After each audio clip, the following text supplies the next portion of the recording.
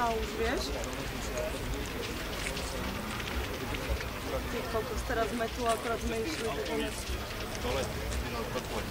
Sekundičku, my sme od bývalého majiteľa, dobre, len si to napotíme, čo to prevádzkovalo. Dvaja, tyčka, všetko čo. Teraz už strecha, ale všetko je vyhorené od spodu.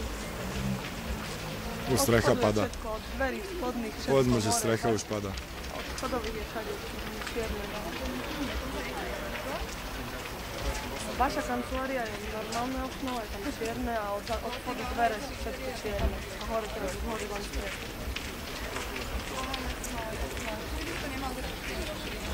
Počkaj, opal nevidím.